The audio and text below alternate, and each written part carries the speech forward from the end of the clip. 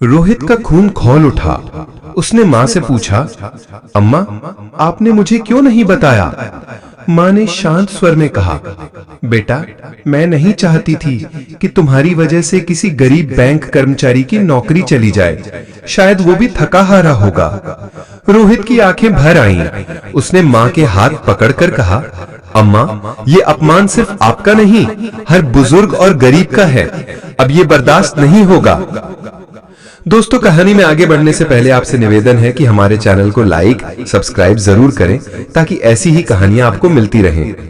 गांव की पुरानी कच्ची गली में एक साधारण सी औरत रहती थी, सावित्री देवी। उम्र करीब 60 साल।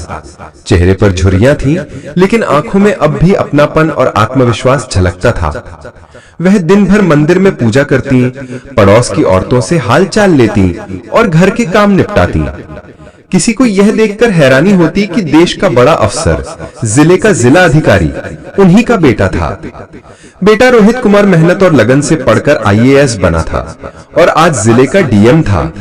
लेकिन माँ को इस बात का कोई अहंकार नहीं था। वह हमेशा कहती, बेटा चाहे कितना भी बड़ा अफसर बन जाए, माँ का जीवन तो वही साधारण रहेगा। हमें जमीन से जुड़े रहना चाहिए। रोहित कई बार माँ से कहता कि अब बैंक या दफ्तर जाने की जरूरत नहीं, वह या उसका स्टाफ सब संभाल लेगा। पर माँ हमेशा मना कर देती, बेटा, अगर मैं सब काम तुमसे या तुम्हारे लोगों से ही करवाने लगूंगी तो मैं भी किसी हवेली में कैद रानी जैसी हो जाऊंगी। मुझे खुद से अपने छोटे मोटे काम करने की आदत है। उस दिन सावित्री देवी को थोड़े पैसे निकालने थे। घर की छत की मरम्मत करनी थी और मंदिर में भी कुछ दान करना था। उन्होंने अपनी पुरानी साड़ी पहनी, पोटली में पासबुक और आधार कार्ड रखा और लाठी पकड़कर पास के सरकारी बैंक की शाखा की ओर चल पड़ी। बैंक में लंबी कतार लगी हुई थी, पंखे धीमे धीमे घूम रहे थे और भीड़ से घुटन सी हो रही थी। फिर भी सावित्री देवी धैर्य से लाइन में खड़ी रही। उनके आगे मजदूर, बूढ़े किसान और महिलाएं खड़ी थीं। कोई परेशान था, कोई ऊबा हुआ। जब उनकी बारी आई तो उन्होंने काउंटर पर पासबुक सरकाई और कहा, बाबूजी, थोड़ा पैसा निकालना है। क्लर्क ने बिना ऊपर देखे खींचते हुए कहा, पहले फॉर्म भरो, यहाँ ऐसे ही पैसे नहीं मिलते। सावित्री देवी ने धीरे से कहा, बेटा, आंखें अब कमजोर हो गई हैं, अगर तुम लिख दोगे तो बड़ी मेहरबानी होगी। ये सुनकर क्लर्क झुंझला गया। उसने ऊंची आवाज में कहा, अम्मा, सबका काम करने लगे तो हमारा ही काम कब होगा? चलिए बाहर जाइए, किसी से भरवा कर आइए। पीछे खड़े लोग तमाशा देखने लगे।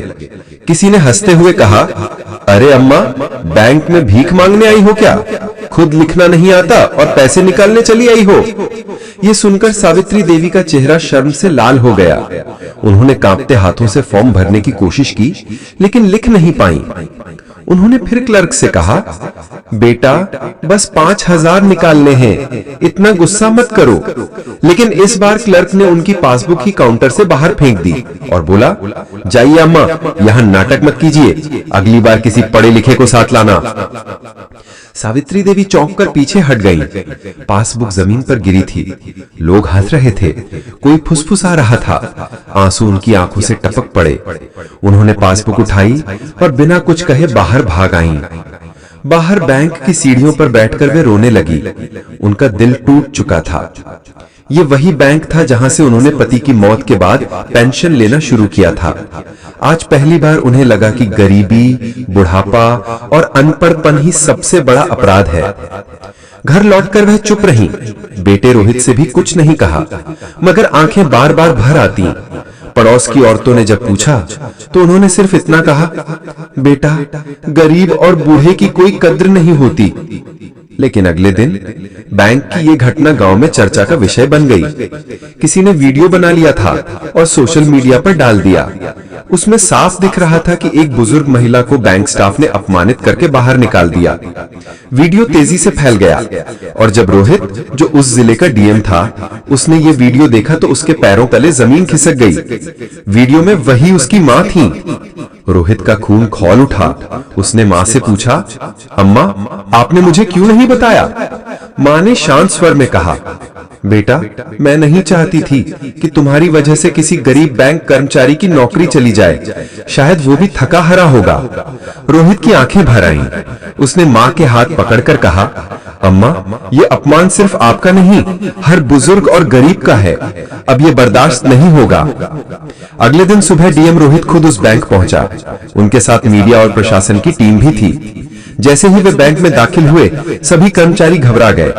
वही क्लर्क नीचे झुककर बैठ गया, जिसे कल तक अपनी कुर्सी का घमंड था। रोहित ने सख्त आवाज में कहा, कल जिस बुजुर्ग महिला को आपने अपमानित किया था, वो मेरी मां थी। लेकिन यहाँ मुद्दा सिर्फ मेरी मां का नहीं है।